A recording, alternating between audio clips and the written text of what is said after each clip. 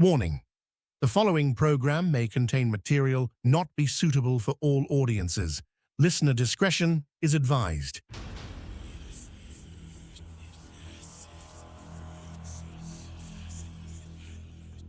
They say for every light in this world, there is a shadow waiting to reclaim it. We've been told what to believe, what to fear, and exactly where the boundaries of real end. But tonight, we're crossing those lines. From the whispers in the attic to the lights in the desert sky and the entities that walk among us, we are stepping behind the veil. Transmitting from deep within the mountains of West Virginia, it's time to seek the truth. This is Let's Find Out with Diego. And now, here is your host, Diego the Podcaster. On this episode of Let's Find Out, our guest is known worldwide as the Archangel of the Paranormal, the Shaman, co-founder of Wardruna, the man behind the very popular Tuesday morning serial videos, and the host of the new show, Profiled. We're going to dive into the reality of serial killers, occult crimes, and of course, the paranormal. All this plus more. Please welcome our good friend, great supporter of our show, Thomas Patrick. Thomas, my friend, welcome back to Let's Find Out, brother. Oh, I am so glad to be here. It's been too long, my brother, and I'm ready to talk about anything that you want. The array of things are wide open. They are, and I sent you, we're going to go over this later. I don't want to spoil it. I sent you a couple of cases, one kind of close to home, and another one that I just learned about, and I was like, what an absurd and ridiculous crime. And I'm saying that just from the way I feel about it, because just when you think people couldn't be sick, they can be. And I mean, I don't know how you handle these things, because you have a lot of experience studying and also your background in law enforcement. And my man, we're going to get into it pretty deep tonight. Yeah, I'm looking forward to it. And yes, there's tons of sick people out there.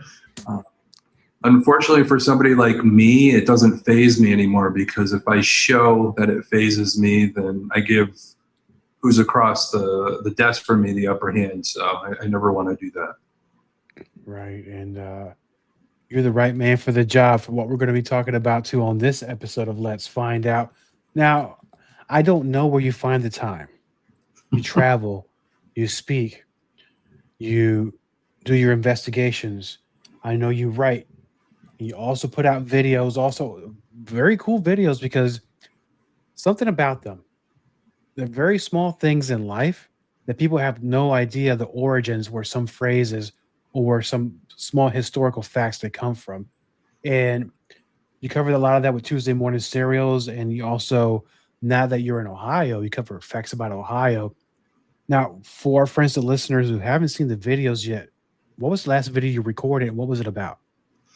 The last few that I recorded, I think Ohio, I talked about some of the weird themed museums. There's a museum that has all of the antique popcorn makers. There's a museum with over 5,000 pencil sharpeners. And another museum, Guinness Book of World Records, for the most troll dolls with over 25,000. That's all here in Ohio. And then the other one, Beyond the Pale, which is words that we haven't heard in a while, but I always like Beyond the Pale. What does that mean? It's back in the day, there was a Latin word that basically it was like palum, that meant stake. So you're claiming your stake. So putting your stakes down, pulling your stakes up, meaning you're moving. That's your area. That's your territory. That's under your jurisdiction. It came to the point where, after that, the Pale became civilized, and Beyond the Pale was for the barbarians, or us favorite people we call the glorious weirdos. That's their area. People that are outside the box or outside the stakes. So, and I can't remember what I did for the Tuesday morning one, but even if you don't, you guys could go back and watch them all. So that, if when I forget, I just tell everybody to go watch every single one of them and catch up. Because every once in a while, I mean, they'll pop up in my feed, but sometimes they come in out of order. And I'm like, well, I haven't seen this one yet. So, I watch them. And for the topics that you talk about, and they're very short videos, but you pack a lot of information in such a short amount of time. How Well, do you these only subjects get 1 stick minute. out to you? You only need 1 minute, right? I get 1 minute because after a minute, you don't get the full thing when I repost it from TikTok to Instagram. I know on TikTok you could go a little longer, same thing on Facebook, but anybody that follows me on Instagram, I don't want to leave them out hanging out to dry. So you have that 1 minute to get in there. So I try and push it all my videos of 1 minute or less. And not to give spoilers away, I know you have some plan. What are you be talking about on the next video? I don't know yet. So by the time this comes out, I think we'll have a few videos out. But I'm always talking about some crazy serial killer weird fact. All the different words or phrases, and of course history. But there's so much different stuff that I haven't covered yet. Especially in Ohio, there's so many weird things. There's a sphere in a cemetery. It's been there since the 1800s. And every month it moves a little bit. It rotates, and people can't figure out why. And it's been rotating. And Ripley's Believe It or Not went out there, and how this just keeps rotating, and it's not by vibration or anything. So that's really odd. The biggest serpent mound, been around since the days before our existence or anything like that. Nobody's laid claim to it. Science can't figure it out. They think it's close to 5,000 years old, but nobody can really get the right thing. So there's a lot of debate on that. That's in Ohio. Any of the words that are out there, but there's so many different weird facts of serial killers. And I do remember the one I just, so as we're talking, I remember things, it's just the way my brain works. It just goes in circles sometimes, and it catches up like a merry-go-round sometimes. But the Hillside Stranglers, there was one of them when he was in prison. He wanted to try and convince people that he didn't do it. So he convinced this woman to commit a murder, and he gave her some of his special DNA, if you know what I mean, and to make it look like somebody set him up so he could get taken out of prison, to make him believe that the guy was still out there. But the person she was going to try and kill escaped the situation, and of course he remained in prison.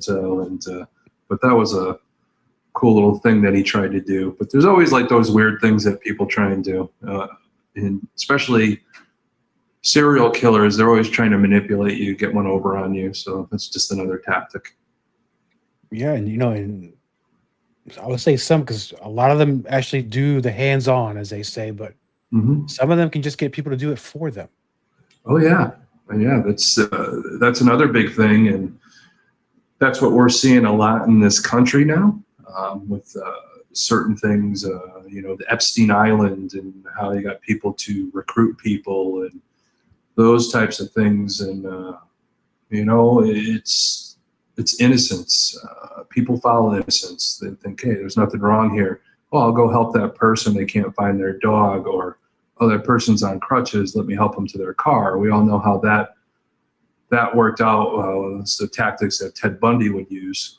But people, even nowadays, they want to be helpful. But unfortunately, with the world we live in now, we're so stuck on our phones, we put ourselves in those precarious situations, and not aware of what's going on around us, or trying to help people out, and getting into those types of terrible situations, which of course is my next episode of Profiled. We'll be talking about how to avoid being the victim. So I'm going to definitely tune into that one. I think it's something everybody needs to listen to. You mentioned something about people getting involved, and we're all busy on our phones. But it's gotten to a point where we're at now, and we can blame whoever, left or right, or the legal system, where there are those that perhaps may be hesitant to help anybody, because you don't know, am I going to get blamed for this too? Am I also going to be a victim? And 3, well, they're too scared to get involved. And a lot of people just whip out their phones and film things, but you don't really see many people helping anymore. No, you don't. It's more rare now. Again, you're right. People just want to whip their phones out and videotape it. There was something recently where there was this kid on a bike or a little motorbike, and this crazy person just got on the sidewalk and started chasing him. But yet there's two different people videotaping, and I didn't hear anybody yelling on the video, "Hey kid, get out of the way." They just videotaped it. So I don't know what the context of it was or anything like that. But yeah, that's people. There's less empathy. I think a lot of it during COVID, a lot of people's empathy or care for the fellow man really changed. So it's a behavioral thing. It's something that I pick up on, being a behaviorist, former profiler. All those are things that I look at of, it's not just the individual change, it's our society change. It's to the point where how our brain works. There is the ability, especially during COVID, we're all home, what we call PSYOP, where we can get a whole group of people to change how they think. And you stew on that for a while, and we're in a totally different trajectory. We are now, and I hate to bring this up, and is that something strictly that's more common in this country, or is this a global? And I ask that because every once in a while I'll stay up late. I'm watching videos on X or wherever. I've seen somewhere people are trying to steal from a lady or beat somebody up, and half the town kicks the crap out of this guy. Mm-hmm. They don't hesitate to lend a hand. I don't see that as much here. Now, is that more of we're talking about culture, is that more something that's happening on this side of the world? I'm glad that you said that. Well, this is something that I observed even in my younger days. Our society, the way we look at it, in other societies are totally different. Some societies still look at it as an eye for an eye. Over here, everybody's so afraid that they're going to go to jail, they're going to get sued or anything like that. But it goes back to when we were younger. We live in a society where we applaud or give the instigator the benefit. Okay? So when we're younger, let's just say little Sally's sitting there, she has pigtails, and some kid grabs her pigtails and pulls them, and she screams, "Ouch!" And then the teacher says, "No yelling in class, you get out of my class." Little Sally was just trying to sit there. So the instigator is the one that pulled the hair, but yet Sally got in trouble. But that's our society. Even now, let's say you're driving your car, by law, if you hit somebody from behind, of course it's your fault. But you get the people that slam on their brakes. They become the instigator to create that because they know they're using the law or your behavior to your advantage. And that's the problem with the society, I think, here in America. I think other countries to a point, but not as much. But you really look at this country, if we're looking at numbers, we're talking about my background with serial killers.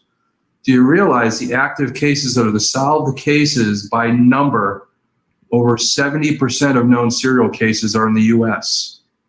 over all the other countries in the world. Over 70%. So what does that tell you about how our society looks at things? How much stimulus we're getting?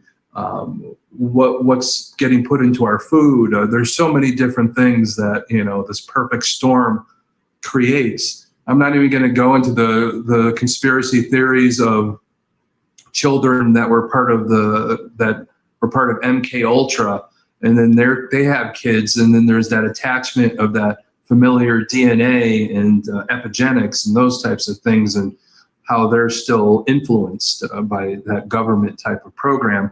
But there's so much that goes into it. Who knows what they're doing in this country? There's so much psyop going on right now. We watch stuff, especially the news. My favorite thing is if you watch, Conan O'Brien used to do this. He would show, there was a news clip. Oh, this bear climbed the tree and got some honey out. Oh, it's such a nice story. Yay, everybody's happy.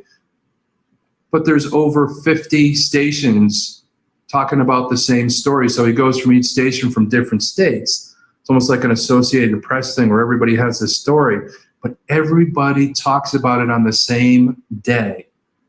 What is the purpose? There is some purpose in that. There is that psyop, or is that trying to bring in that, hey, that good thing so they could put in the bad thing. They're taking our attention away, or they're red flagging it.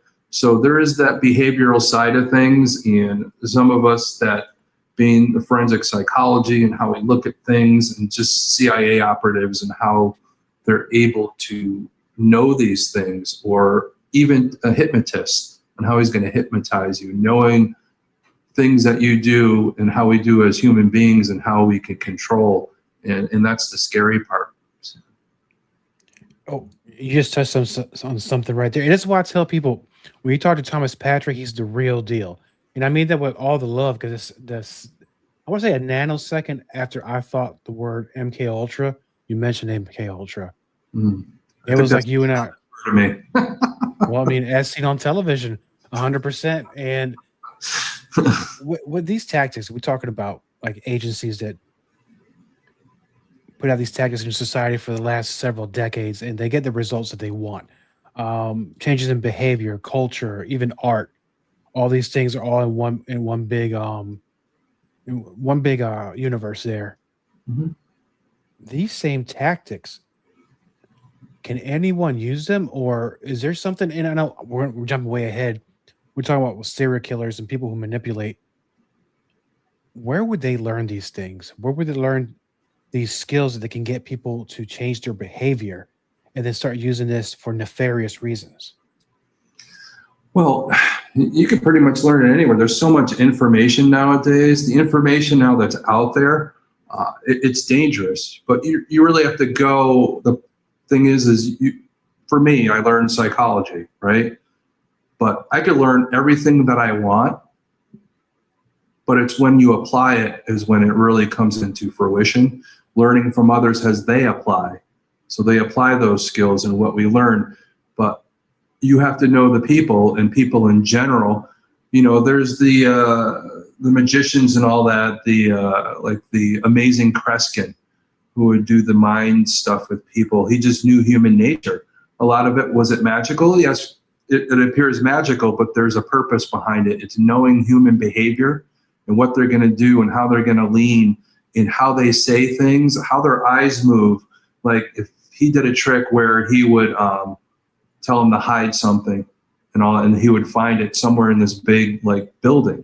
Everybody knew where they hid it, but everybody knows when he's looking and he gets close, he sees their eyes go wide. So he knows it's there. So it's you knowing your human nature and how you react. Who's surprised? Who's not believing you? How their feet are turned, like if they're not interested in the conversation, or if they're very opinionated and you don't care what you're saying, they might fold their arms, more inquisitive. Or if you're sitting there having a conversation, you know it's going well, because if I'm doing this with my hands and the other person's doing that with their hands, it's that symbiotic type of relationship going on where they're interested in what you're saying because they're mirroring you. So there's a lot of things to pick up on people, or a lot of people that are in somewhere, because I tell this to people all the time, just because of my training and how I am. I'll enter a building or a restaurant and I have to sit facing the door. When I walk in, within 5 seconds, I could tell you where all the exits are, all the people in there, if something happens, who could help, who might be a hindrance, or who might be the problem.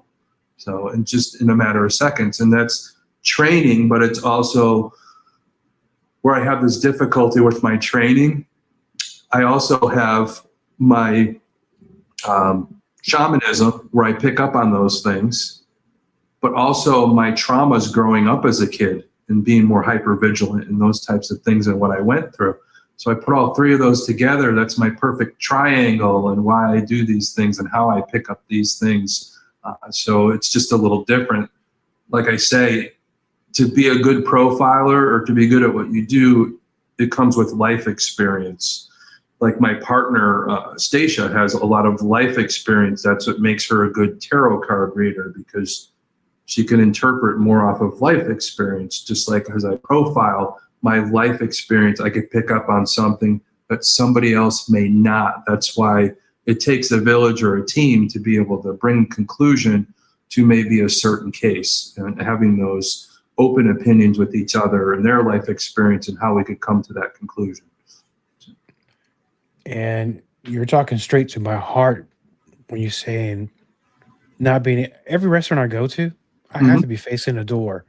And sometimes there are places where there are multiple doors. So I got to sit strategically to try to see if I keep my eye on the back door and the front door. And then if I'm with a friend that has the same things, I can trust them. Okay, good. We're all keeping an eye 360. But can I relax and have a meal? Maybe. But you know, I think it might be a human nature in itself where, and I don't want to sound, it might sound sexist to some, I don't mean it to, but I think maybe it's a guy thing as well. You know, it is. It's just naturally has men just genetically and over time since we were in cavemen. It's a protective thing. It's just part of our DNA that we're not going to change if we're a normal, you know, human male or whatever. Even when I walk with somebody on the sidewalk, I make sure that my side, I'm close to the traffic. I still open the door for Stacia. You know, I still do these things, but I naturally do them. I don't even think about them. And that's just, it's a protective thing, you know, and women are more want to nurture and all that. There's these different behaviors that we understand. It's part of our DNA, you know, and but it's part of our upbringing. It is a nature nurture thing with that type of reaction as human beings, the male to female and all that. And that's what makes a great relationship too, when you do understand those things about each other, why you do what you do. And you know what the funny thing about this is, what we just talked about there.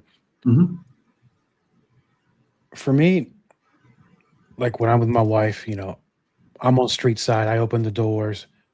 You know, I said my back's not toward, my back is not away from doors at restaurants, all those things that you and I had very similar in common.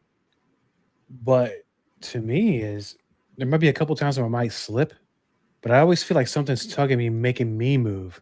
And it's not something I'm doing. It's like, no, you're in the wrong place. I almost feel like somebody's moving my arm saying, no, you need to be here. I don't know. Is that weird? Is that how I'm explaining it? It's definitely not. I've said this before. Your loved ones never leave you. There's ones that are guiding you and giving us information or leading us the right way. Even when we forget, there's always that reminder there of some ancestor in our life that's helping us out.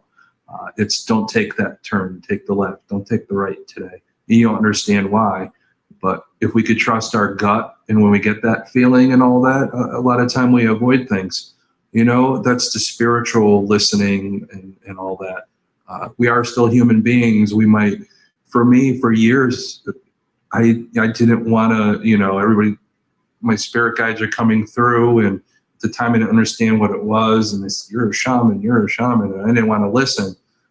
I didn't trust my gut, and it you know, it brings like things that happen in your life as a human.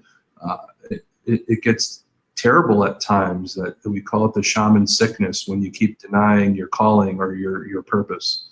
And once you take it, yeah, there's still things that happen, but you have a better understanding about it and how to deal with it, and your ancestors are there to guide you. So. You know, and hopefully it's be one of those things after I pass away, maybe I could provide the same service for my descendants. Yeah. And guide them too. You know, hopefully that I'll do a good job in the afterlife.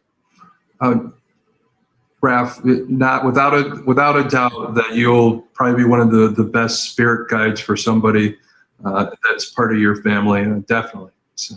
Well, thank you for that, my friend. And now we're going to get into your new podcast. And it did surprise me, because normally you tell me everything. And I was like, what? He didn't say nothing, which is good. I love being surprised. Profile. This is right up your alley. I think you were born for this. This is your purpose. We're going to make sense of some of these crimes. So let's jump into something real quick, because we all watch television, movies, TVs. We're Netflixing all the time. My wife, for some reason, finds it relaxing to watch these shows. I don't know why. I'm like, are you trying to get ideas? Because I don't see how this is very relaxing for you. But I'd like to know how they figure this out. How did they catch him? There's a thrill to it. With Hollywood being the way it is, and we've watched thousands of movies in our lifetime. When it comes to movies about serial killers or crimes, or even crimes that have a paranormal twist to it or history to it, which ones have gotten it right? Because I know sometimes Hollywood likes to take that poetic license and create their own thing. But in your opinion, out of all the movies you've seen, can you name one or two that perhaps maybe there were balls on?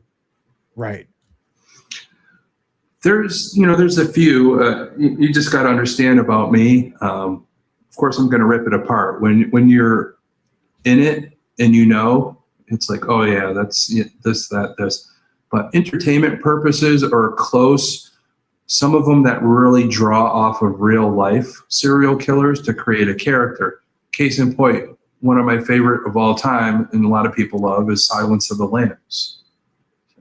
That's one of my favorite. And, the characters were developed by Thomas Harris, like so well that a lot of people don't understand is Hannibal Lecter was based off of somebody that he wasn't going to study. He went to Mexico to study this guy for the book. So he gets there to the prison and all that, and this guy greets him and he's helping him out, and he has this, way about him, the way he talks, very intelligent and all this other stuff, and he's helping him out. And later he interviews the guy, and he asked the warden guy or whoever he was, who was that guy? Oh, that's Dr. So-and-so. Oh, that's cool. Well, he's in prison for the rest of his life because he killed all these people. But because of his demeanor and how he delivered himself is just like Hannibal Lecter's demeanor and how he delivered himself. So we use that in the book to develop that character. But also in there, when Hannibal Lecter helped the FBI find Buffalo Bill, that's based off of another case. Robert Kepler, who I got to meet when he was a professor in University of New Haven in Connecticut, I got to sit down in some of his classes. He was part of tracking down the Green River Killer, and also part of the Bundy one when they were out in Washington, because Bundy originally was killing people in Washington before they caught him in Florida. So Kepler used a profile and sat with Bundy, and Bundy profiled almost perfectly the Green River Killer. Unfortunately for Bundy, by the time they caught the Green River Killer, Bundy had already been put in the electric chair. But when they found him, his profile was like spot on, like, everything about him. It was almost like they might have been exchanging letters. That might be why he knew. But of course, for sometimes, like in Silence of the Lambs, you have that air about you that I'm not going to give my guy away. I'll give the information and let them figure it out. It's a game, to Hannibal Lecter. But that same thing. But of course, Buffalo Bill, making the skin suit, put the lotion, again, that goes to Ed Gein, and him, and when he was caught making furniture out of skin, and he had a belt he made out of nipples, and you name it, he used all the body parts like a good Indian tribe would do back in the day, and use everything. But that's like all the study. Thomas Harris put the time in the study and all that, and even the guy that ran the hospital or ran the FBI in Silence of the Lambs, I forget the character's name, but that's based off of John Douglas, who was one of the first people to start the BSU at Quantico and all that, where we get the book Mindhunter, the TV show Mindhunter. So it was Ressler and Douglas are the ones that interviewed all these people in prison to get a lot of the information that we have now, and how we're able to pinpoint in a little better on suspects and bring the pool down of suspects just going off of a profile. You mentioned something about when Ted Bundy was cooperating with law enforcement. Mm-hmm. And other serial killers probably have done the same thing as he did. What is, I want to use, let's say the FBI or any random law enforcement agency. And I know probably get a thrill out of it for catching other people, and probably because maybe they admire their tactics, or maybe it's like, well, maybe he ripped my tactics off. So for somebody like Ted Bundy, what is their hopes and what kind of deal is he creating with law enforcement? And I'm not trying to be funny, but this is the only way I can probably get my point out. Is he okay? If I help you catch this guy, does he get more time at the basketball court? Is he getting more mashed potatoes in his plate during dinner time? What does he get out of it other than the thrill of catching the Yeah. other killer? What are they promising? Like a Ted Bundy, what would they promise him? There, I really don't know if anything was promised, but you really got to look at it. But Bundy, death penalty, no matter what. But sometimes with his manipulation, his IQ was up there. A lot of people don't realize, or was like, oh, they have low IQs, 90 or less they've been IQ'd at. There's only very few. I think the highest scoring IQ was actually Jeffrey Dahmer, then along with Ed Kemper, the co-ed killer, and Bundy. But that manipulation, the game they were playing to catch the guy, but it's also that self-preservation of a psychopath. They don't care about anybody else. They only care really about themselves and that preservation. So his hope was probably, hey, maybe I could get out of the death penalty, or yeah, maybe I could get more time, or just the fact that somebody's killing people in the same area I did, and I want to stop him before he outdoes me. It's an ego thing. Oh, okay. It's a competitive thing. That's why a lot of serial killers, when they're caught, they admit to more murders than they actually can be found out. So they want to be the best. They want to be the more infamous. And it is a competition, just like anything. We compete all the time. Who's got the best team, or who's the best at this? And even serial killers compete with each other too. So they want to be the most well-known. They want to be that Bundy. They want to be that Dahmer. They want to be the John Wayne Gacy or any of those types of people. So it's, hey, if I'm caught, I might as well be the most infamous. I might as well make some stuff up. But, that's what happens sometimes. And that makes perfect sense. Mm-hmm. The ego, the huge driver for a lot of these people. And it could be talking about maybe being in competition to outdo probably somebody they admired. Like maybe Ted Bundy, like you say, he might have loved Dahmer. So, well, I want to kill more people than Dahmer. He can't outdo me, And that probably goes back also to ancient times when emperors or generals, they wanted to take over lands and conquer as many people as they can. Well, I want to be bigger than Alexander the Great or Genghis Khan. So maybe there's something to that. Now that we're moving into some of these cases, we talked about two. I sent them to you on text, and I know that you did your thing. And one of the first ones I'm going to bring up, only because not that I knew the person, but I knew a person that knew that person. Back when I was in high school, this was in the late to early 90s. Mm-hmm.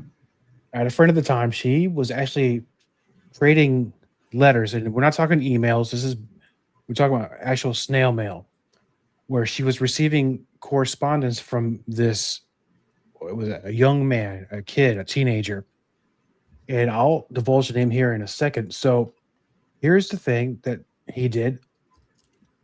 He was the youngest person to be executed in the United States. Murdered his parents, and I believe also a store clerk in the mid-'80s. Mm-hmm. His claim, and this is where it gets a little bit weird, perhaps, and the paranormal may come into play. He claimed he was a high-ranking member of a satanic coven. He was demonically possessed. During the murders, he even claimed his vows to Satan gave him supernatural powers. And I've heard this in the past where some may think they get some sort of force field around them for each killing they do or performing certain types of ceremonies. Later in his life, while he was incarcerated, he became a devout Christian. And I think he actually wrote a book, and then we're talking about he might have not taken responsibilities for his actions. So we're talking about satanic possessions or demon possessions. We're talking about, he also talked about the dangers of Dungeons and Dragons. The name of this kid, Sean Sellers. And I think, it's been, gosh, I don't know, what is it, 30 some years now that's gone past, and he's already been executed, obviously, by now. One thing is, first rule, don't correspond with a serial killer in prison. Two, during the course of the conversation I had with this friend at the time, and the conversations were very friendly at first. Each letter kind of took a twist for the worse. It got worse, worse, and worse until she said, "I can't correspond with this guy anymore." So I don't know where you want to start with this one. I guess let me look at the whole thing of somebody murdering their parents, and I don't see any history of abuse so far where he's saying that he was demonically possessed. Um, if you want to care to unwrap that one, because I'm still not really sure what this guy is trying to claim here. Yeah. Well, you really got to go back to what you're talking about. Was there physical abuse? And I think in this case there was. Let's look at it this way. I talked about this the other day on actually Profiled about how we raise our children and things that they see and they learn from. Now, in the Sellers situation, the family was very transient. I think he had moved like 30 times by the time he was 16. There was physical abuse. He had the deep-seated issues of self-worth. He sought, those extreme subcultures for control is what happens. When you have no control, this is what happens with bullies too. When you have no control at home or you're being abused, you tend to go one of two ways, where you're really don't want to be part of any social stuff, you're staying away, or you're more on top of it as a bully in a way. So you're trying to find control. It's that identity fracture that some of these kids have. With him, he wanted control and wanted to feel like he belonged because, he probably didn't feel like he belonged in his own home. That's why people get involved with cults and things like that, where a cult leader or somebody that wants to groom, like some of these, sexual predators do, but it's also cult people do. They groom, try and get you part of the cult and build you up or give you that reason to belong where, with him, whether he was in a satanic cult or not, I really don't know. I know that he had, there was something about him building an altar in an old farmhouse that nobody was in anymore. So he was almost like building this own thing, his own evil fantasy world, which some kids might do. Sometimes you see kids drawing in class because of some major thing happened to them at home. They start drawing it out. So we know something's going on, things to look out for. And really, even what I'm just talking about right now, classroom, I think days before he killed his parents, he wrote an essay in English stating that Satanism made me a better person. I'm free. I can kill without remorse. So I don't know if the teacher didn't do anything about it or there wasn't enough time to really jump on this, but it does say that they notified the mother immediately. She tried to, have a plea of love to her son, but it escalated. And 3 days later, that's kind of when that all went down. So you have that. There's that divide that we always got to constantly communicate with our kids, whether they like it or not. Because, of course, when they grow up and they're normal, well, sort of normal, they're going to thank you for that. So we have to go through the aches and pains of teaching our kids to, if they have hard feelings or if they are angry about something, just try and why is that making you angry, and like work them through the process of.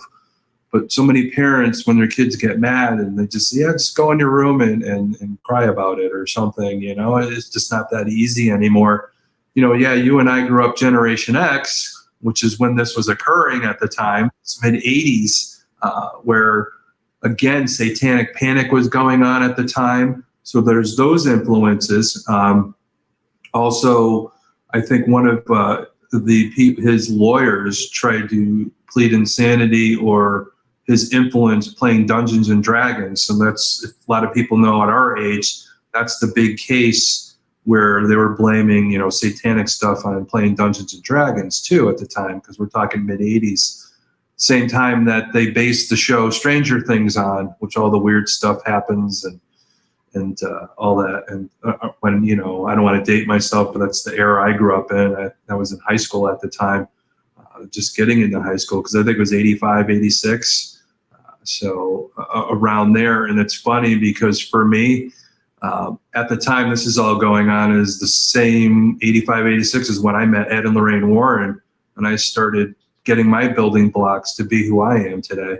And so that was like almost the start of this case, and us talking about it is almost like a full circle moment, because the satanic panic is one of the big reasons why the Warrens went out and talked at colleges to these kids about the dangers of it and what their intentions they were putting in not doing things properly and all that. So that's a big thing. And, kids ate that stuff up.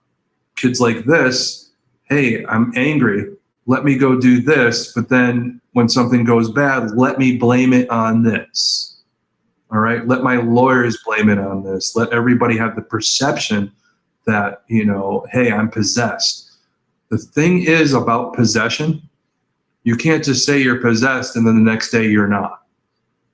When you are possessed, until somebody relieves you of that with whether it be a Catholic priest, a shaman like me, whatever your backing is, whatever your belief system is, if this guy went off to jail and became a born-again Christian, I didn't hear about any exorcism going on over his spiritual battle for his soul. There's nothing that I could find that says that. So technically, if he was possessed, he'd still be possessed up to the point that they put him to death back in the 90s. So, but I think he claimed at one time he made up a name, or I don't know, probably read some book, but he claimed there was a demon called Ezeret who was the one possessing him and all. So, but it's that schizotypal traits, our fantasies and all that, and how we bring fantasies into reality and our intention and how those work, being left alone, moving all the time, the abuse, how the mind works and how that perfect storm happens for him to do what he did. That's a lot that goes to that certain case, being a first-degree murder, saying he was possessed, but yet if he was possessed, he wouldn't have the frame of mind when he killed his parents to move the bodies to make it look like a break-in. So that tells me he had the frame of mind, the cognizance of right and wrong, and decided, hey, I'm going to move the bodies because I know what I'm doing and I'm doing wrong. So that, hence your first-degree murder. And that's, kind of what's going on with that case. And, you talk about him being in prison, and then you talked about earlier as we're going into this, he became, Christian, very religious and all that. And we talk about it before. Really, what is going on here, is one of two things. We'll look at it, is it a behavioral reform? I think in this situation with people that might have, that antisocial disorder behavior, whether they lean towards a psychopath or a sociopath. With him, I'm not sure. I don't know fully how he was with, socially. Was he popular? Was he able to move in things? Was he not? Was he a little more, kind of scattered, not able to keep jobs or anything like that? I know he was only 16. But you look at the behavioral reform, really people like that, unless something was done early, which I don't think it was in this case because he murdered, you really never get rid of that behavior. Nothing really is that saving grace. But, I think because he was profoundly traumatized as an adolescent, you want to see if he genuinely neurologically, which I doubt because it's been changed, to morally mature, over that 13 years of forced isolation and becomes a Christian. That's the perfect way that should happen. But for me, being a forensic psychologist, I'm very skeptical on that. The way I look at it is more of the religious pivot. It's a highly sophisticated, adaptive survival mechanism when you're in prison about to get the death penalty. It's a script, if they're well read, trying to manipulate their behavior, is trying to manipulate, again, that seeking of clemency. So I think in this situation, that's what it was. Just by reading the notes and a little bit about the case, how I perceive it and how I would perceive it as a profiler, especially for somebody that is looking to try and get out. Those are the things that we have to look at. And in this case, that's where it led. And, the claims that he had multiple personality disorders, that's another big thing that people talk about. Did he have multiple personality disorders? Or, with the dissociative identity disorder where people dissociate and then they think they're possessed or they gravitate towards that, like we talked about before, where it's that fantasy world, that evil fantasy world, satanic or anything like that. It's some kids go to that when they're abused. Their minds have to go to where they're safe. When we're young, we want to go where we're safe. So they start creating that when they don't have somebody to help them. So if he's left and isolated like he was, supposedly, he didn't feel like he could talk to his parents. So for him to feel safe, he had to go to that fantasy world, whether it be as he got older, hey, I'm going to go do this satanic stuff that I keep seeing, this panic and all that. But multiple personality disorders, I don't think so. Sometimes each individual trauma that you have and you go to that safe place, you tend to take on those characteristics. So him saying it's Satan and all that and kills, that's his safe place to take control back that he didn't have as a kid. That's how his mind forms. Or anything else. Some people that are sexually assaulted, there's safe places they go, and they go back to that childhood where they were safe. Or some kids, they start acting like a baby again because that's the last time they were safe. So their mind goes there when that something's triggered. And this kid's just was triggered by certain things. And I think, nobody's a perfect parent, but he was failed in that aspect. And also his village, the school, kind of failed him a little bit too. There wasn't that reaction. There wasn't that building for him. Hence the perfect storm to become a murderer. Well, and it's probably a story we've heard hundreds of times in the history of our country. And now with his story, it's a little bit all over the road. And I appreciate you correcting me on the fact of the parents, but perhaps if it's something that he reported, I mean, could he have made that up? Was he involved in a sort of fantasy world where he thought things were happening? Maybe they weren't happening? Potentially, because sometimes they make that up, like Dahmer. Everybody, he had a great childhood, but the only problem was his parents argued a lot before they divorced. But then when, Dahmer's dad met a new woman, they spent a lot of time together without Dahmer because he was a little older at the time, but still in that impressionable age. So he was left on his own. So that's another big thing. When you're isolated like that with nobody to interact with to help you build that bridge like parents are supposed to, you're neglected. That neglect goes a long way, and it could create these stories. But I think in this situation, what you could find, there's probably family members that came in and talked about certain things, or somebody that's close, or neighbors that heard stuff. Is it made up sometimes? Yes, because the thing is most serial killers they're going to manipulate you. Even us, when we get information from serial killers like Douglas and Ressler did for all those years, how much of that information was just to try and get one over on you, and how much of it was real. So there's that discernment that comes in on some of these cases too. And I think we're better at discerning the criminal mind now than we were, of course, 20, 30 years ago. Yeah, and a lot of things have changed since then. And I think now, in a way, times a little more dangerous. And I'm not talking about just the physical. I'm talking about the information that people see or accept, or perhaps, let's look at it like this. We're spending an awful lot of time on our phones, and everything we see in there, I'm going to call BS on probably about 75% or 80% of it. Mm-hmm.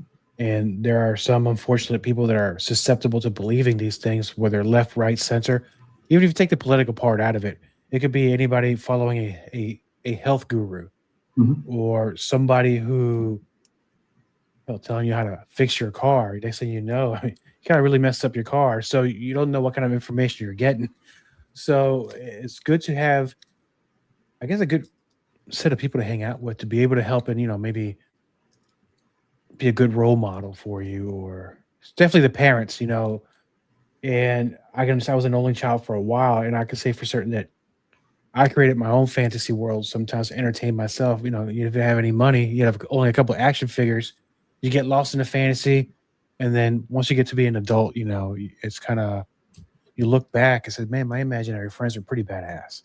Yeah. Thankfully they weren't the bad kind, which I'm not saying I got lucky. I'm just saying, eventually we outgrow these things. Yeah. We do those behaviors. All of us go through them. Again, not everybody's a serial killer that had trauma in life. There's that catalyst. What that catalyst is, I wish we knew. Then we'd be able to catch all these people before they do what they do.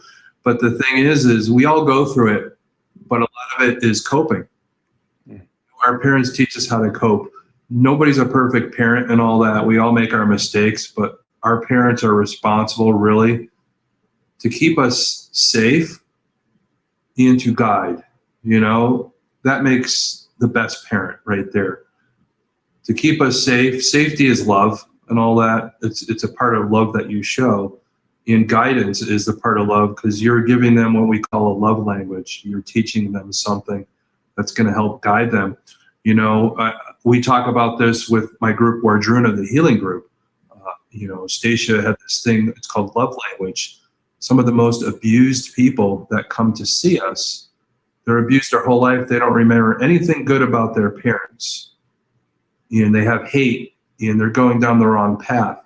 So we always stop them. We want them to look in the mirror, and we want them to say, what's one thing about your parents that they taught you? Oh, she taught me how to sew.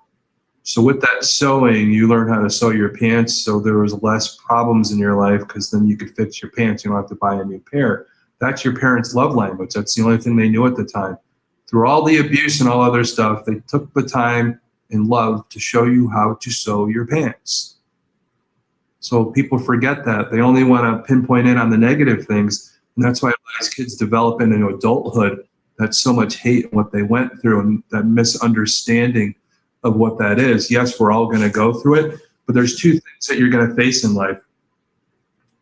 You are the one that's supposed to go forward. Either you could let your life eat you alive, or you could overcome it. So you make that decision. It's nobody else's fault but your own. We all go through this stuff really harshly, not so harshly. I don't know what the perfect storm is of the stuff that we go through. We all go through stuff. This human existence is not easy. No. We have to navigate and figure out behavior-wise, or those types of things, how to overcome it. It's a constant thing. We're constantly trying to improve in life, and we want to do that. But there are the people that unravel and become serial killers and things like that. They let that get to them. They let that put them over the edge and let it eat them alive. So, and thankfully, it's only a very small percentage of our population that actually go over the edge. And speaking of that, we're going to bring in a second case, or a story. Now, we're going to stick with the 80s. I love the 80s. I'm an 80s guy. Yes. And the name of this group, I'll call them a group. It almost sounds like an late 70s, early 80s pro wrestling tag team. They're known as the Ripper Crew, or they're also known as the Chicago Rippers. And just by the name itself, it gets worse. They're examples of possible a serial killer cult in modern history. I mean, it's the 80s, but still within 30 some years ago. Crimes took place between 81 and 82, and it's believed to be involved with disappearances and murders, or we're talking about up to 18 women in the Chicago area. Yeah. Plus or minus. Sometimes, of course, you can't rely on the words of the people who actually committed these crimes. Now, here's the scenario, and here's the strategy that they used. They would abduct women using a red van. It involved ritualistic mutilation, especially focus on the left breast of the victims. Clue number one, what we're going to get into here. The other part of it is the occult spin on this, as if the first part wasn't bad enough already, is it would take trophies home of their victims and later use them in rituals. Mhm. Pretty interesting and disturbing thing. Now, that's clue number two. This one I'm going to call a wild card because, according to this article that I read, there's a John Wayne Gacy connection where one of these members of this team, Robin, and I can't even say the last name, but I'll go with Geck, right? Geck, yeah. Oh, Geck. okay, yeah, I completely got that wrong. But actually, he actually worked for Gacy as a contractor. Now, and that's probably a small thing, but some people might say, "Oh, maybe did he get some sort of advice from Gacy?" And then he uses an occult spin. So I'll call that number 4, the disturbing fact about this case. So where do you want to start on this one? I'm talking, you know what? The one that sticks out. No, I'll let you take lead on this, but this whole taking trophies home with you for some of these victims, that one got me. Well, let's put it this way. You said something very important, the left breast. So again, me with my word origins and stuff like that, and getting up on the wrong side of the bed. All right, that's one I'm going to tell you. Now, back in ancient times, the left was considered evil and the right was considered good. So if they're taking the left breast, especially, they probably assume they're killing women because they think the women are bad. All right, so they get this group together and their satanic rituals are based off of that belief, because a lot of these guys, they have those mommy issues, and that's the Ed Kemper, once he killed his mother, he didn't want to kill anymore. So in that certain situation, that's why he gave himself in. That was the pinpoint. Even Ed Gein and his pinpoint in on his mother making a skin suit to be like her again. So I don't know what it is about men and their mothers and why they hate women. And it's like the He-Man Woman Haters Club is more what they want to call the Ripper Club. But in that part of it. But really to dive deep, the Gacy part of it, yeah, I'm one of those guys that doesn't believe in a coincidence. Again, this whole case reminds me in a smaller form of what's going on right now with Epstein. I mean, all these political people, Hollywood, all connected with these ritualistic things of taking kids and eating, or being cannibals of these kids, taking the blood, all those, and grooming and all those things. This was it in another way.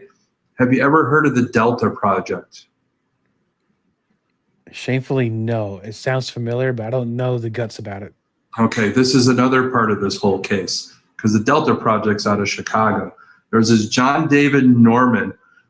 He was a massively, highly organized, nationwide pedophile trafficking ring disguised as a boys club out of Chicago. There was attachments of this Ripper Club to it with Gacy. Guess what? Nationwide, guess what else was attached to it? None other in Texas than Dean Carell, who was called the Candyman, another serial killer. The thing with Dean Carell and also Gacy used some of the kids working for him to lure other kids to come work for him. All right. Dean Carell had 2 young kids lure kids to him, he'll give you candy kind of thing. But the Candyman actually ran a candy store. So, and that's down in Texas. So that was his thing. But these kids are being systematically abducted and all that. And they're young kids with a lot of these people with that pedophile trafficking ring. Was there something to it? Was Gacy kind of involved with hiding the bodies of some of these other kills and all that, and just taking the fall for some of this stuff, or what his murders were on top of it? There's so much that goes into it. And, that convergence and all with the Ripper crew, with, the Delta Project, all this going on all simultaneously in the same time period. And, again, I don't believe in coincidence. They think Gacy passed the torch to get, and all them, the crew there, giving them those tidbits or anything like that. And, you really have that grand conspiracy.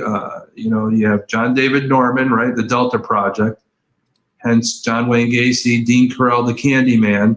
So, and then Gacy, employing and mentoring or what they call grooming somebody to do the particular things. Robin Geck and his crew, the 4 guys that were murdering these women under the guise of a cult. Now we really look now, again, occult stuff going on now is what they consider with what was going on Epstein Island. So that's on a bigger sense. In this little part of the Delta Project was that like an inner part of that bigger project that damn well was still going on at the time, even to this day. Yes, Epstein Island, but before Epstein, there was somebody else running something that was leading this stuff. It's disgusting. There's a lot of these different people that are just watching, thinking that young kids are going to give them power. That's why these occult practice power, meaning a politician, being somebody that runs law, somebody that wants to be powerful in Hollywood. These things that are going on, that's just another case that really it kind of goes hand in hand with back then and what's going on now. It's a full circle moment. It's something a lot of us are becoming more and more aware of, and how to keep our kids safe. These trafficking things that are going on. It's just disgusting, and this is going on in our country. And I know there's people that fly from other countries to be part of this, but they're flying to our country. I know Epstein Islands and all that stuff, but still, it's people from our country running this BS.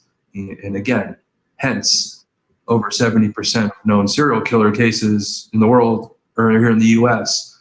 And we're going back to the MK Ultra stuff, the government projects that they're doing, even to the point where what was going on during COVID. And, there's so many conspiracies out there, but a lot of this stuff, if you really read between the lines and get rid of the stuff that they do on the news, especially now with, they say there's this new disease, hennavirus. Yeah. At the same time, there's news of these Disney cruise and these pedophiles on these Disney cruises. Are you trying to take our attention away from it? The Epstein stuff's still going on. Just because he supposedly hung himself and all, doesn't mean it's over. It's still going on, and they're these big companies that I know damn well are part of it, and it's disgusting what money will do and what it'll do to our youth and how these kids grow up that escape from it now. They're the ones that end up becoming messed up and potentially getting to the point becoming killers, or doing the same thing that was done to them. I talked about on my show last night. When I lived in Florida and I worked for the prison system, there was basically all the pedophiles were all in this one dorm we called Charlie Dorm.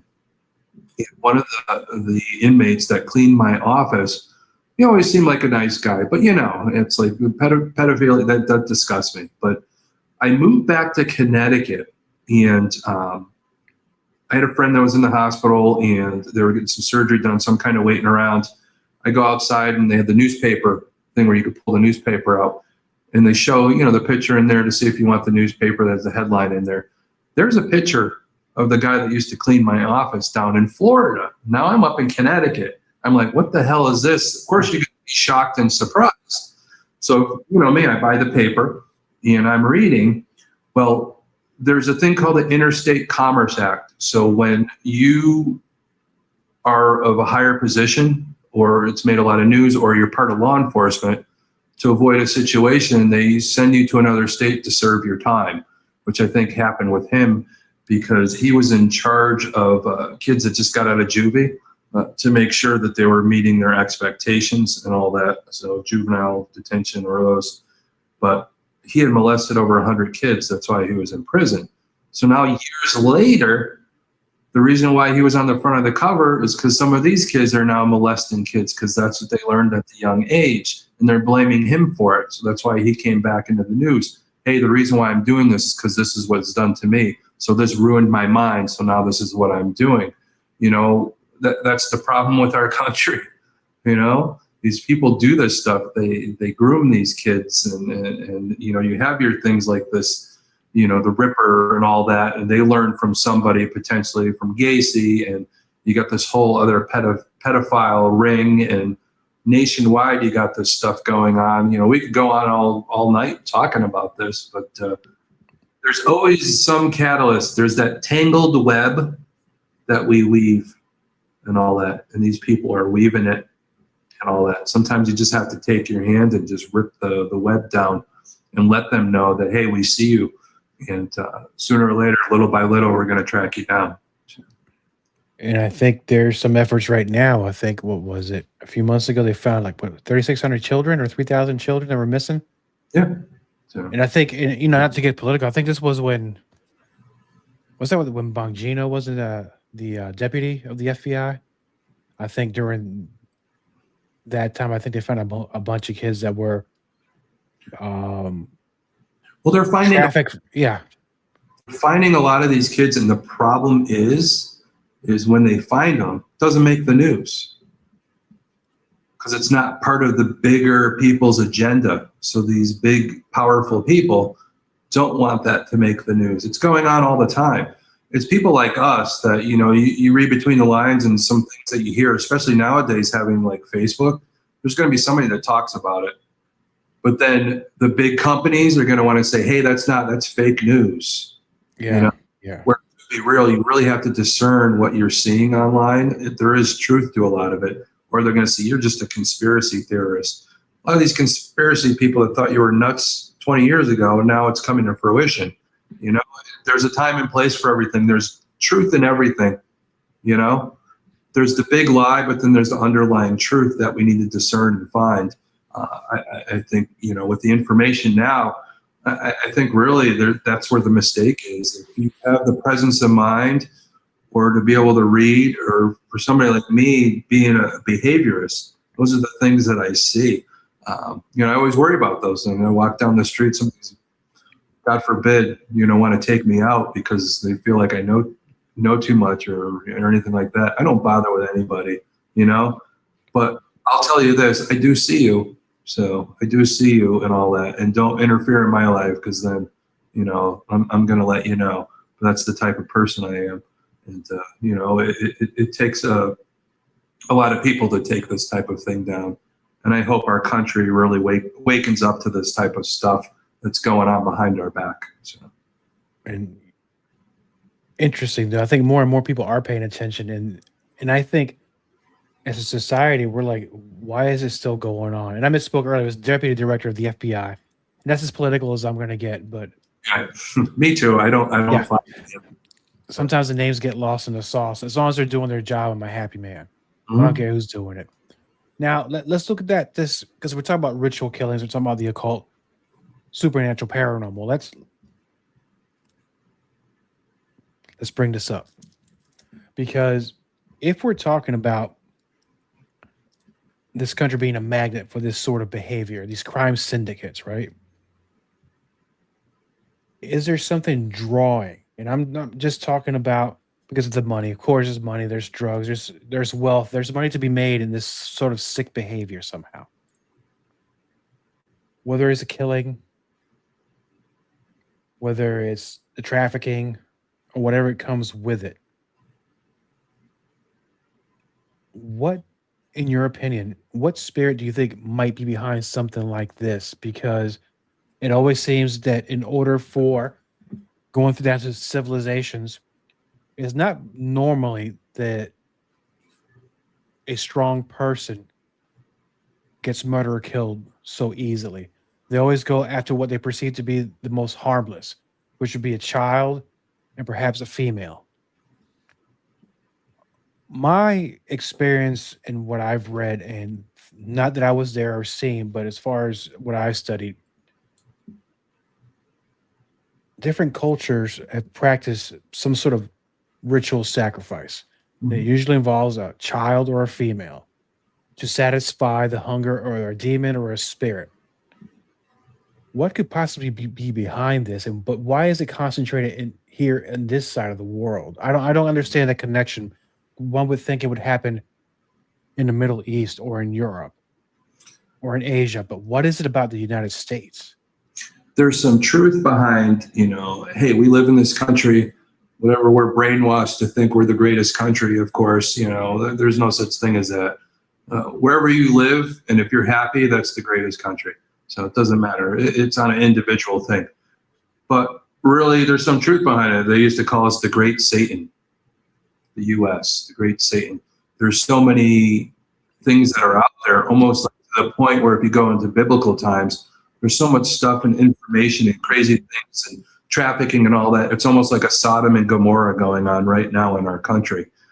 But you really look at it, there is truth. Being a demonologist, I'll really tell you that young kids really can't be possessed. There's the innocence of them. Yeah, you want to get them baptized in God, but really, we really look at kids not being possessed. It's almost like the evil uses them as a tool to get to us, the ones that are more susceptible, the ones that know what fear is. Because some kids, that fear doesn't really kick in for a little bit. But also young girls, being a virgin, that's the other life source, that power. There's that energy, a life source that, evil can't get to. But they want to use that, to get to a higher power thing or to mess with the glory of God or anything like that. Technically, the demon can't really kill anybody, but it can influence somebody to do something. Hence, why people do psyops. You influence somebody or influence a society to do stuff. Who's doing this? In theory or in your belief system, we believe that evil is doing it, that the devil is orchestrating his many, many, many fallen angels or demons to do these things and all that. A lot of times I look at evil, but some of the fallen has a warning.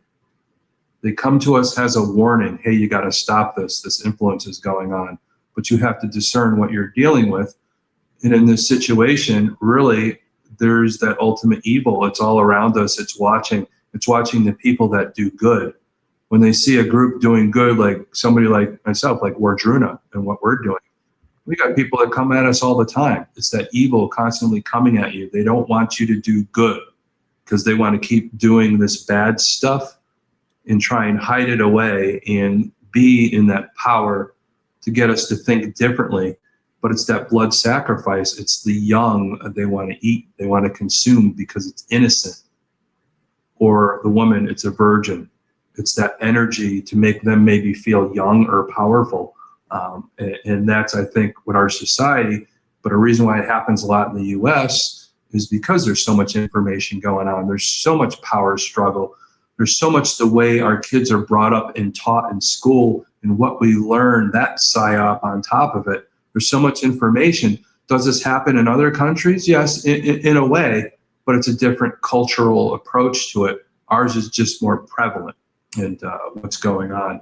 There's more information going on, but there is a lot of things that are still being hidden that we're starting to pick up on. So there's really that chaos going on. Again, more of a Sodom and Gomorrah, or, hey, I caught you, I see you now. And that power struggle between good and evil is really going on at this point. And you used the perfect analogy of Sodom and Gomorrah, and we know how that wound up. Mm-hmm. How bad do things have to get before some outside force opposes judgment on this society?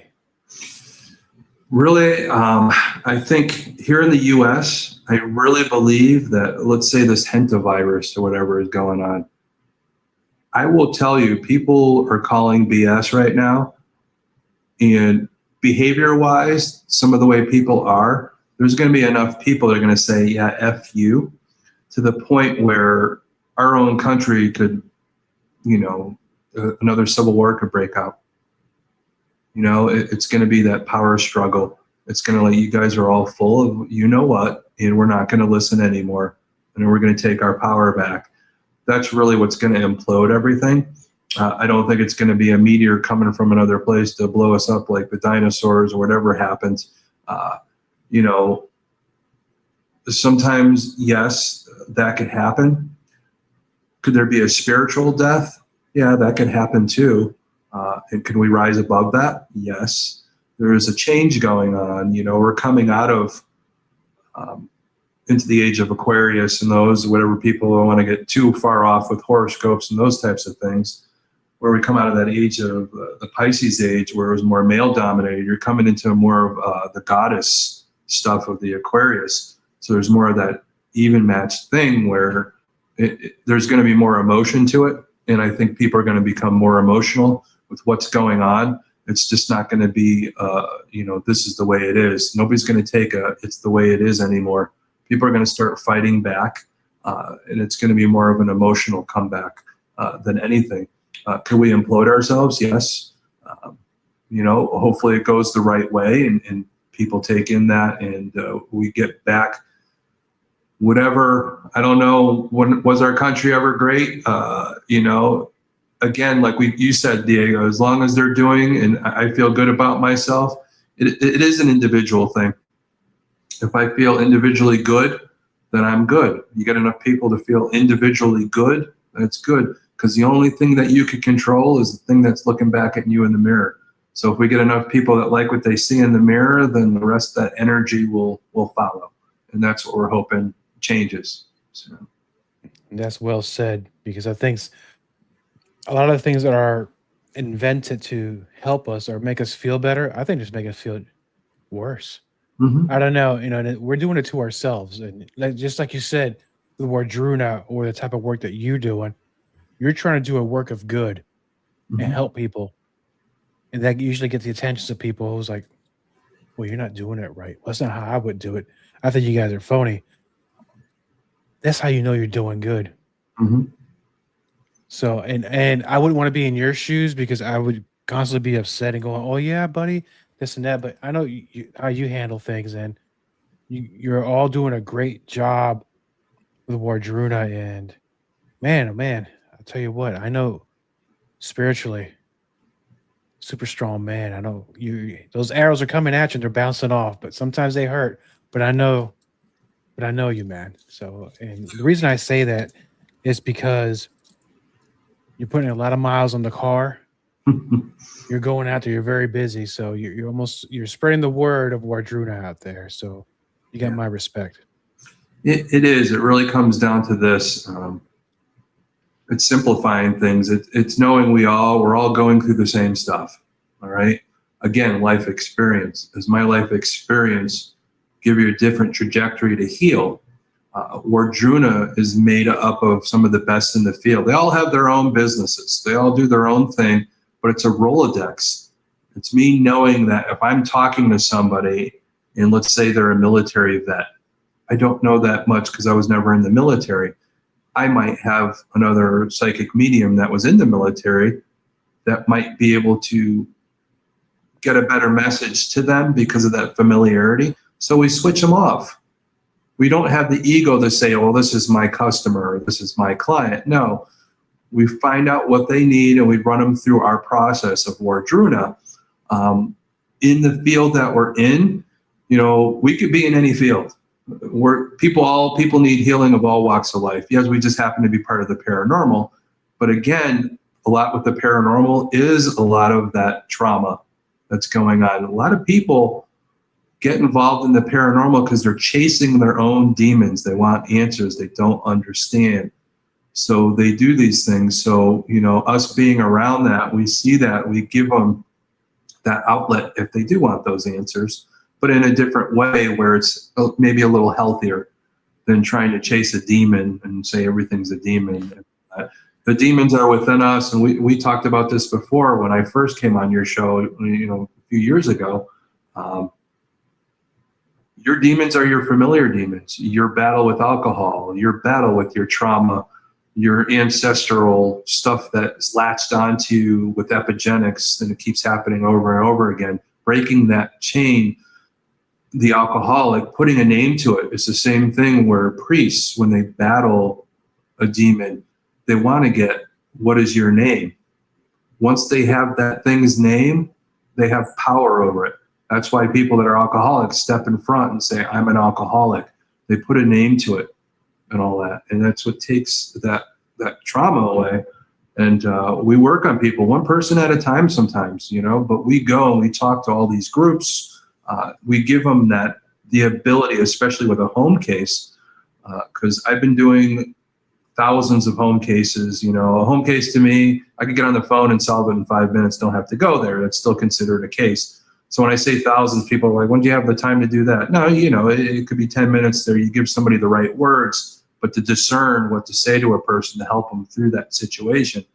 And, you know, majority of home cases, I'd say 95% of the time, it is trauma based. They've manifested their own haunting, and we have to work through that. And again, home cases are not for, you know, the weak-minded or the unorganized. There's a lot that goes into it, but when you do go, you do have to counsel and all that. And remember simplicity. When I go into a home case, my main goal, did I help my client and did I help spirit? Once you do that, usually you're going to have a conclusion to help that family or help the spirit maybe make a transition. So, and that's what it's all about. So, and you have to be able to get to the bottom of that. It's not easy. I say it's easy with those words I say, but there's a lot that goes into knowing the history, being able to discern and psychologically and question the people you're dealing with and what you are dealing with overall. So it's hard. It's not easy. Not everybody could do it. You are the man for the job, and you have a great network of friends and supporters on the same mission as you. And before we go, I know Paracon season is just around the corner. And I know you and the Shaman got a lot of things planned. So real quick, what's coming up with Paracon? Who's going to be there? Where's it going to be at? And when will it be? So our first big event of the Shaman and the Shaman of the season, of course, will be July 11th in North Haven, Connecticut. We have an awesome lineup. We have everything you could think of. We have horror. We have cryptid people. We have UFO, paranormal, everything you could think of in the weird community that we call the metaphysical, paranormal, or supernatural, whatever you want to call it. So Ari Lehman and James Stokes. So basically, Ari Lehman was the first ever Jason Voorhees, and James Stokes is one of the most recent ones. So we have the bookends of the character. Of course, the character will always go on in history, but we have them coming, and there's so many people that are going to be there. You know, www.paracon with 2 N's.org. And you have everything there. Again, July 11th on there. If you want to stay at the hotel where it's going on, if you're going to be there for the weekend, the tickets are on there. So that's going to be a good one. August 8th and 9th, our next big event in Hartford, going to be at the old State Building, which when the old State Building wasn't there, it was fields. There was this field back in the late 1600s. And that's where the gallows were, where they hung the people accused of witchcraft, which in Connecticut, 45 years before Salem, that was going on. It was the first in our new country. And they were exonerated a few years ago. We're going into our 3rd year since the exoneration. So we're doing this festival. It's the Connecticut Witch and Culture Festival. That's August 8th and 9th. And then our biggest end of the year one we do is the Salem Paranormal and Horror Fest. That one will be November 14th this year. So that's just the Shaman and the Showman.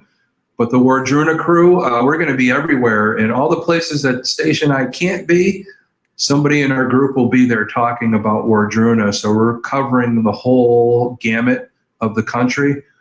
We're going to be in New Orleans. We're going to be at the Cleveland Paracon. We're going to be in New Jersey at the Hollow.